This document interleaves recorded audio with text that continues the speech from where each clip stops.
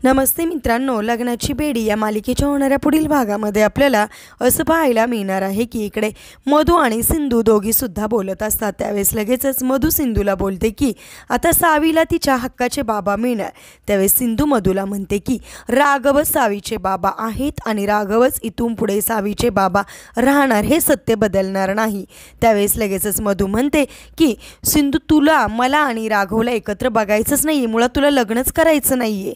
असं बोलता क्षणी लगेचच सिंधू म्हणते की काही झालं किंवा मी लग्न केल्याने सत्य काही बदलणार नाही मधुताई। त्यावेळेस मधू म्हणते की तू लग्न करण्याचं जे मला प्रॉमिस दिलं आहे ते प्रॉमिस तू मोडू शकत नाही आणि जर तू प्रॉमिस मोडलं तर।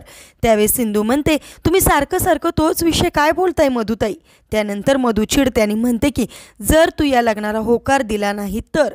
असं बोलता क्षणी लगेच तिथे राघव येतो। राघव म्हणतो मधू, जर लग्नाला होकार दिला नाही तर काय होणार आहे मधू, असं म्हणून तो मधूला चांगला जाब विचारतो। म्हणजेच आता राघव समोर मधूचे खरे सत्य आलेले असते। तिने कशा प्रकारे सिंधूला टॉर्चर केले सगळं काही आता राघव समोर आलेले असते। आता राघव कोणता मोठा भयानक निर्णय घेणार आणि त्या निर्णयामुळे मधू आणि सिंधूच्या जीवनामध्ये काय बदल होणार आहे पाहणे सुद्धा इंटरेस्टिंग ठरणार आहे। असेच मालिकेच्या पुढील अपडेटसाठी तुम्ही आपल्या रंजक मराठी चॅनलला नक्की सबस्क्राईब करा। थँक्यू।